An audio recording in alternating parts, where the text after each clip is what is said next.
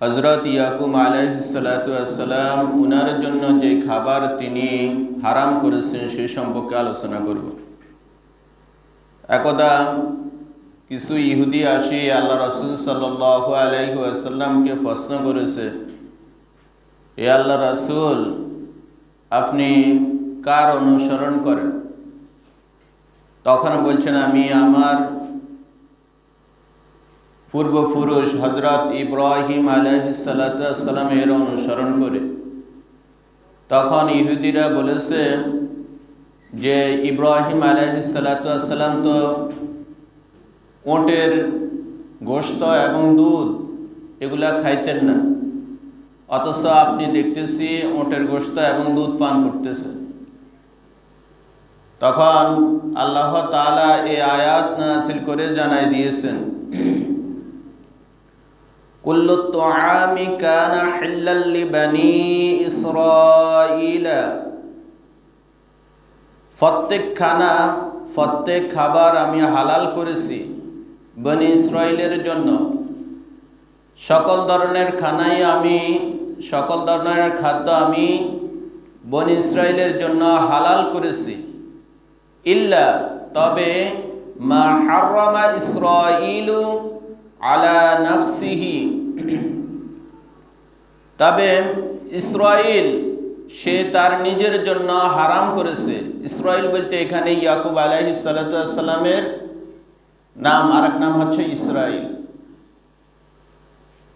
ইসরাইল তথা ইয়াকুব আলাইহিস সালাতু ওয়াস সালাম তিনি তার নিজের জন্য হারাম করেছেন ক্বাবলি আন তুনাজ্জালাত তাওরাত, তাওরাত নাযিলের পূর্বেই তিনি তার উপর উটের গোশত এবং দুধ হারাম করেছেন। তাহলে আল্লাহ তাআলা বলতেছেন, প্রথম কথা বলে দিয়েছে যে আমি সকল খাবারই আমি বনি ইসরাইলের জন্য হালাল করেছি, বৈধ করেছি। তবে শুধু ইসরাইল তথা ইয়াকুব আলাইহিস সালাতু ওয়াস সালাম তিনি তার ব্যক্তিগত কারণে উটের গোশত এবং দুধ তিনি নিজের জন্য হারাম করেছেন। এখন ইয়াকুব আলাইহিস সালাতু ওয়াস সালাম কেন নিজের জন্য উটের গোশত এবং দুধ হারাম করেছেন? এর কারণ হচ্ছে উনার একটা দুরাগ্য ব্যাধি হয়েছে, যে ব্যাধিটার নাম হচ্ছে ইরকুস সানা। এটাকে সাইটিকা বলা হয়। যে রোগটা হচ্ছে আমাদের বর্তমানে প্যারালাইসিস, মাজা থেকে শুরু করে নিচের অংশ মানে পা পর্যন্ত অবশ হয়ে যাওয়া, বিকলাঙ্গ হয়ে যাওয়া, ল্যাংড়া হয়ে যাওয়া, এই রকমের একটা রোগ হযরত ইয়াকুব আলাইহিস সালাতু ওয়াস সালামের উনি আক্রান্ত হয়েছে। এই রোগে আক্রান্ত হওয়ার পরে তখন তিনি যখন চিকিৎসকের পরামর্শ নিলেন, চিকিৎসকের কাছে যাইলেন, তখন চিকিৎসক তিনাকে বলেছেন যে আপনি উটের গোশত এবং দুধ পান করতে পারবেন না। এই এক কথা। আর কথা হচ্ছে যে উনি যখন এই রোগে আক্রান্ত হয়েছে তখন তিনি নিজেই মানত করেছেন যে আল্লাহ তাআলা যদি আমাকে এই দুরাগ্য ব্যাধি থেকে মুক্তি দান করে, আমি যদি সুস্থতা লাভ করতে পারি, তাহলে আমার প্রিয় যে খাদ্য সেটা আমি আমার নিজের জন্য হারাম করে দিব। তখন ইয়াকুব আলাইহিস সালাতু ওয়াস সালাম তিনি যখন সুস্থ হয়েছেন, সুস্থ হবার পর তিনি ওই নিজের মানত অনুযায়ী মানত পূরণ করণার্থে তিনি নিজের জন্য উটের দুধ এবং উটের গোশত এই দুটা নিজের জন্য তিনি হারাম করেছেন। তবে এটা সকল বনি ইসরাইলের জন্য হারাম করা হয়নি, ওটা শুধু ইয়াকুব আলাইহিস সালাতু ওয়াস সালাম উনার নিজের ব্যক্তিগত কারণে আল্লাহ তাআলার নিকট মুক্তি কামনার জন্য যে মানত করেছেন, সে মানত পূরণার্থে তিনি এই কাজ করেছেন। এটা সকল বনি ইসরাইলের জন্য হারাম ছিল না। এখন ইহুদিরা আসি আল্লাহ রাসূলকে যে প্রশ্ন করছে যে ইব্রাহিম আলাইহিস সালাতু ওয়াস সালাম তিনি তো উটের দুধ এবং গোশত এগুলা খাইতেন না। তখন আল্লাহ তাআলা এই আয়াত নাযিল করে জানাই দিয়েছেন তোমরা তোমাদের তাওরাত, মানে ইহুদিরা যে কিতাবের অনুসারী তাওরাত, মুসা আলাইহিস সালামের অনুসারী হিসেবে তাওরাত, এই তাওরাতের পূর্বের ঘটনা, এটা কত পূর্বের ঘটনা। ইয়াকুব আলাইহিস সালাম, এটা কত পূর্বের ঘটনা। এখন তোমরা তোমাদের তাওরাত তোমাদের সামনে আছে, সেটার মধ্যে তোমরা দেখো এটা কি বাস্তবিকই এরকম আল্লাহ তাআলা তাওরাতের কোথাও এরকম উল্লেখ করছে কিনা যে আমার খলিল ইব্রাহিম আলাইহিস সালাম মোটে দুধ এবং গোশত এগুলা খায়নি, এরকম কোনো কথা ওই তাওরাতে আছে কিনা তোমরা সেটা দেখো। সেটা দেখলে তো তোমরা বুঝে আসবে। আসল কথা হচ্ছে ওই ইহুদিরা মানে আল্লাহ রাসূলকে আসি কিছু উল্টাপাল্টা প্রশ্ন করছে। প্রশ্ন করার পূর্বে তারা একটা শর্ত দিয়েছে, যদি আপনি যদি সঠিক নবী হয়ে থাকেন তাহলে আমাদের প্রশ্ন সঠিক উত্তর দিতে পারবেন। আর নবী ছাড়া এটা কারোর পক্ষে উত্তর দেওয়া কিনা সম্ভব না। তো এই কারণে তারা বিভিন্ন কঠিন কঠিন কিছু প্রশ্ন করছে। ঠিক একই রকম এই রকমের 4টা প্রশ্ন করছে তারা। 4টা প্রশ্নের মধ্যে এক নম্বরে ছিল এই প্রশ্নটা যে তারা দাবি করতেছে ইব্রাহিম আলাইহিস সালাম তাদের অনুসারী, তিনি ইহুদি ছিলেন, তিনি এভাবে ওটের গোশত খাইতেন না, দুধ পান করতেন না, এটা তাদের দাবি। তাদের দাবির পরিপ্রেক্ষিতে মহান রব্বুল আলামিন এই আয়াত নাজিল করে স্পষ্টভাবে জানাই দিয়েছে যে আমার ইব্রাহিম কোনো এই ধরনের এগুলোর সাথে জড়িত নয় এবং তিনি ওটের গোশত বা দুধ এগুলো পান করেন, এগুলো সম্পূর্ণ মিথ্যা। এখন এই রোগটা কেউ হলে অনেকে বলতেছে যদি কারোর এরকমের মানে সাইটিকা তথা এরকম সানা এরকম নাসা যদি এই রোগটা যদি হয়ে থাকে তাহলে কি করবে, একটা বকরি নিয়ে, অনেকে বলতেছে একটা বকরি নিয়ে ও বকরিটা জবাই করার পরে তার ফাঁসার যে গোশত, এই গোশতটাকে 3 ভাগ করবে।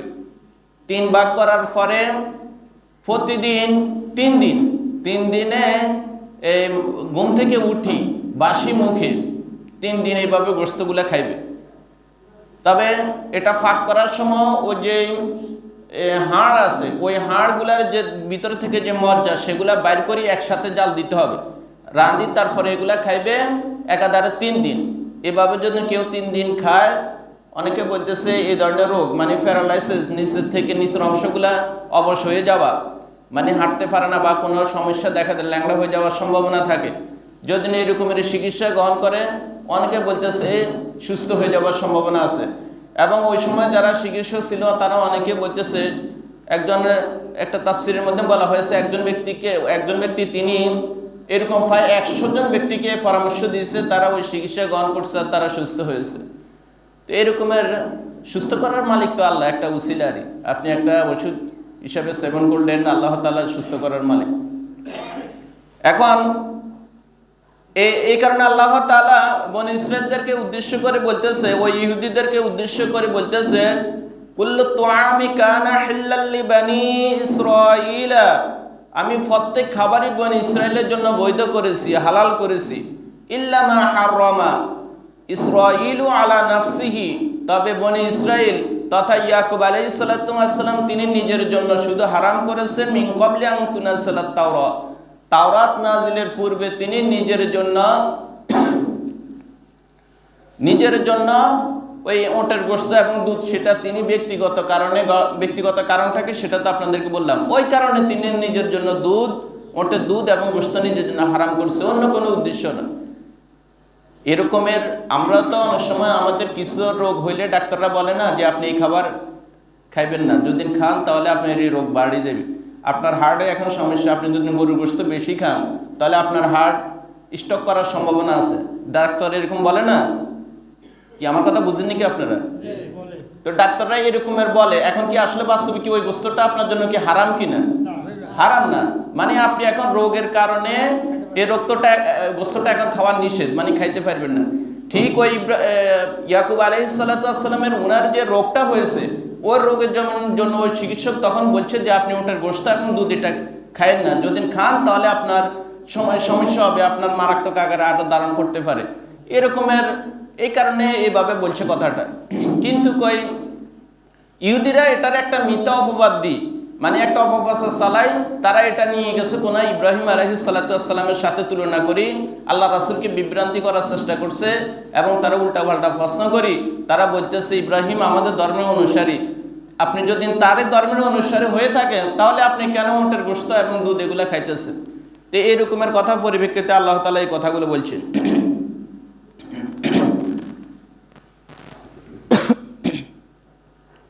এরপর আল্লাহ তাআলা বলতেছেন, কল হে রাসূল আপনি তাদেরকে বলেন ফাতু বিত-তাওরাতে, ঠিক আছে তোমরা যদি এই রকমের কথা বলে থাকো তাহলে তোমরা তাওরাত নিয়ে আসো। যদি তোমাদের এই কথা যদি তোমরা বলে থাকো যে ইব্রাহিম আলাইহিস সালামের উটের গোশত এবং দুধ পান করেনি, এই কথা যদি তোমরা সত্যিকারে বলে থাকো তাহলে তোমরা তোমাদের তাওরাত নিয়ে আসো, কারণ এটা তোমাদের ধর্মীয় গ্রন্থ, এই গ্রন্থের মধ্যে সবকিছু উল্লেখ আছে, তোমরা তোমাদের এই গ্রন্থটা নিয়ে আসো। ফাতলুহা, অথবা তোমরা সেটা তেলাওয়াত করো, পাঠ করো, দেখো সেখানে কোথাও এইভাবে এরকম লেখা আছে কিনা যে আল্লাহ তাআলা ইব্রাহিমের জন্য বা ইব্রাহিমের উনার কোনো আগে পূর্ববর্তী উনি যে দিন ধর্ম প্রচার করছেন বা ইব্রাহিম আলাইহিস সালাতু ওয়াসসালাম তিনি কি এরকম কোনো উটের গোশত বা দুধ এগুলা নিজের জন্য হারাম করছে কিনা, তোমরা তোমাদের তাওরাত তেলাওয়াত করো, সেটা পাঠ করো। ইন কুনতুম সাদিকিন, যদি তোমরা তোমাদের কথা সত্যবাদী হয়ে থাকো। কোন কথা? মানে হেরা যে কথা বলেছে যে ইব্রাহিম আলাইহিস সালাম উটের দুধ এবং গোশত পান করেননি, যদি এই কথা তোমরা বাস্তবে সত্যবাদী হয়ে থাকো তাহলে তোমরা কি করো? তোমরা তাওরাত নিয়ে এটা তেলাওয়াত করো। এখন তো যখন এই কথা বলছে, বলার পর তারা তো নিজেদের ভিতরে আবার একটু টনক টরেছে, তারা বলতেছে আসলে তো ঘটনা তো বাস্তব, আমরা তো কথাগুলো মূলত আল্লাহ রাসূলকে আটকানোর জন্য, তাকে একটু অপমান অপদস্থ হ্যাঁ প্রতিপন্ন করার জন্য আমরা এই কথাগুলো বলছি, কিন্তু এখন তারা তার কোনো প্রমাণ দেখাইতে পারে না। এই কারণে আল্লাহ তাআলা বলছেন ফামানিফতারা আলাল্লাহিল কাযিবা মিন বা'দি যালিকা, এরপরও কেউ যদি এ জানে শুনি আল্লাহ তাআলার উপর মিথ্যা আরোপ করে, মানে সে জানছে, জানার পরে মানে ঘটনা বাস্তবতা সে বুঝতে পেরেছে, পরও যদি কেউ যদি এভাবে আল্লাহ তাআলার উপর মিথ্যা আরোপ করে, মিথ্যা প্রতিপন্ন করে, ফাউলাইকা হুমুজ যালিমুন, আল্লাহ তাআলা বলতেছেন এরা হচ্ছে যালিম, এরা হচ্ছে অত্যাচারী। তাহলে কেউ জানি শুনি বুঝি যদি আল্লাহ রাসূলের ব্যাপারে এভাবে অপবাদ দেয়, আল্লাহ তাআলা তাদেরকে যালিম হিসেবে আখ্যায়িত করেছে, যাদের শাস্তি হবে অত্যন্ত ভয়াবহ এবং এদের জন্য পরকালে ঘোর অন্ধকার হয়ে আসবে, এদের পরিণাম অত্যন্ত ভয়াবহ হবে। এই কারণে কেউ জানি শুনি কোনো অবস্থাতে আল্লাহ তাআলার উপরে মিথ্যা করতে পারবে না, যদি করে তাহলে তার পরিণাম অত্যন্ত ভয়াবহ হবে এবং আল্লাহ তাআলা কোরআনে তাকে স্পষ্ট ভাষায় জালেম হিসেবে আখ্যায়িত করেছে। আল্লাহ তাআলা আল্লাহ রাসূলকে উদ্দেশ্য করে আরো বলতেছেন, কল হে রাসূল আপনি আরো বলেন সাদাকাল্লাহ, আল্লাহ তাআলা যে কথা বলেছেন সে কথা সত্য, আল্লাহ তাআলা যেটা বলেছেন সেটা সত্য বলেছেন, আল্লাহ তাআলার কথার ভিতরে কোনো মিথ্যা হইতে পারেনি। উনি যে কথা বলেছেন যে আমার ইব্রাহিম এরকমের এগুলোর সাথে জড়িত নয়, তোমরা যেটা বলো সেটা হচ্ছে তোমরা নিজেরা বানাই বলো। এখন ইব্রাহিম আলাইহিস সালামের ব্যাপারে তোমরা যে অপবাদ দিতেছ এটা তো সম্পূর্ণভাবে তোমাদের মিথ্যার আশ্রয় নিয়ে তোমরা এরকমের করতেছ। এখন আল্লাহ তাআলা এই কারণে আল্লাহ রাসূলকে উদ্দেশ্য করে বলতেছেন, কল হে রাসূল আপনি বলেন সাদাকাল্লাহ, আল্লাহ তাআলা যেটা বলেছেন সেটা সত্য বলেছেন, সেটাই বাস্তব। ফাত্তাবিউ, অতএব তোমরা অনুসরণ করো মিল্লাতা ইব্রাহিম হানিফা, একনিষ্ঠভাবে ইব্রাহিম আলাইহিস সালাতু ওয়াসসালামের অনুসরণ করো, একনিষ্ঠভাবে। তোমরা যদি সত্যিকারে একনিষ্ঠভাবে ইব্রাহিম আলাইহিস সালাতু ওয়াসসালামের অনুসরণ করো তাহলে বুঝে যাবে তোমরা সত্যিকারে নিজেদেরকে ইমানদার মুত্তাকি হিসাবে দাবি করো। কিন্তু যদি তোমরা এরকমের ধারণা করে থাকো যে ইব্রাহিম আলাইহিস সালাতু ওয়াসসালাম পূর্বে ইহুদি ছিলেন, তারা ইব্রাহিম আলাইহিস সালাতু ওয়াসসালামের ব্যাপারে আরো অনেক অপবাদ দিয়েছে। তারা বলছে ইব্রাহিম আলাইহিস সালাম ইহুদি ছিল, নাসারা ছিল।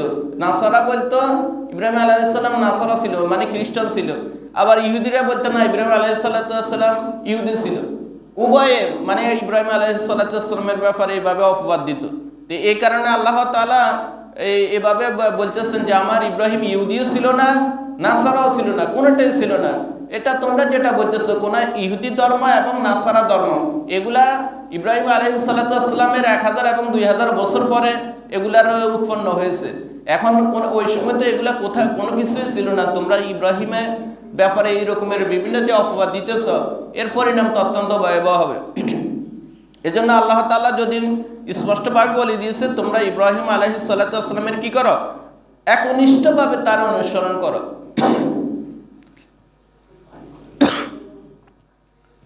আল্লাহ তাআলা এই কারণে বলছে ফাত্তাবিউ মিল্লাতা ইব্রাহিম হানিফা, একনিষ্ঠভাবে তোমরা ইব্রাহিম আলাইহিস সালাতু ওয়াস সালামের মত আদর্শ তোমরা কি করো, অনুসরণ করো। ওমা কানা মিনাল মুশরিকিন, আমার ইব্রাহিম কোনো মুশরিক ছিল না। আমার ইব্রাহিম কোনো মুশরিক ছিল না, কোনো ইহুদি ছিল না, কোনো নাসারা খ্রিস্টান এগুলো কোনো কিছু আমার ইব্রাহিম ছিল না। তিনি একনিষ্ঠ একজন মুসলমান ছিল। এই কারণে এই আয়াত থেকে আমাদের নিকটে পুরোপুরি স্পষ্ট হয়ে যাচ্ছে যে আল্লাহ তাআলা হযরত ইব্রাহিম আলাইহিস সালাতু ওয়াস সালামকে আমাদের জন্য মিল্লাত আবিকুম ইব্রাহিমা হুয়া সাম্মাকুমুল মুসলিমিন, মুসলমানদের জন্য মিল্লাত তথা মত আদর্শ, উনার যে আদর্শ, এই মুসলমানদের জন্য একটা আদর্শ স্বরূপ তিনি তাকে দুনিয়াতে প্রেরণ করেছেন। তিনি আমাদের আদর্শ, তিনি আমাদের জাতির পিতা। তিনার আদর্শে আমাদের পেয়ারা নবী জনাব মুহাম্মদ রাসূলুল্লাহ তিনিও ইব্রাহিম আলাইহিস সালাতু ওয়াস সালামের যে ধর্মের যে অনুসরণ, সেটাও তিনি বলতেছেন যে আমার জাতির পিতা হচ্ছে ইব্রাহিম আলাইহিস সালাতু ওয়াস সালাম। এখন ইব্রাহিম আলাইহিস সালাতু ওয়াস সালামের ব্যাপারে ইহুদিরা যে সমস্ত মতভেদ দিয়েছে, যে রকমের কথাবার্তা বলেছে, সেগুলার এখানে একবার পুরোপুরিভাবে স্পষ্টভাবে আল্লাহ তাআলা তাদের এই অপবাদগুলার একবার স্পষ্টভাবে প্রমাণ দিয়ে ব্যাখ্যা দিয়ে এখানে বুঝিয়ে দিয়েছে। তাহলে আমাদের নিকট স্পষ্ট হয়ে গেল যে ইয়াকুব আলাইহিস সালাতু ওয়াস সালাম তথা বনী ইসরাইলের সকলের জন্য আল্লাহ তাআলা উটের গোশত এবং দুধ হারাম করেননি, বরঞ্চ ইয়াকুব আলাইহিস সালাতু ওয়াস সালাম তিনি যে দুরাগ্য ব্যাধিতে আক্রান্ত হয়েছেন, এই ব্যাধি থেকে মুক্তি পাওয়ার জন্য তিনি যে মানত করেছেন, মানতের কারণে তিনি আল্লাহ তাআলার নিকটে এই কথা বলেছেন যে আল্লাহ তুমি আমাকে যদি সুস্থ করে দাও তাহলে আমি ওটের দুধ এবং গোশত এগুলা খাইব না। তার পরিপ্রেক্ষিতে তিনি যখন সুস্থ হয়েছেন তখন তিনি তার এই মানত পূরণ করেছেন। এই কারণে তিনি নিজের উপরে দুইটা জিনিস হারাম করেছেন, মানে এগুলা খাননি। কিন্তু এটা কেউ সূত্র ধরে বনী ইসরাইলে বলতেছে যে তাদের জন্য ওটের গোশত এবং দুধ এগুলা পান করা যাবে না, খাওয়া যাবে না। তো এই যার কারণে আল্লাহ তাআলা এই আয়াত নাযিল করে আমাদেরকে স্পষ্টভাবে জানিয়ে দিয়েছে ওটের গোশত দুধ এগুলা সকল কিছু খাওয়া যাবে, পান করা যাবে, এগুলা কোনো সমস্যা নাই। আল্লাহ পাক আমাদের সকলকে বুঝার এবং মানার তৌফিক দান করুন। আমিন। ওয়া মা তৌফিক ইল্লা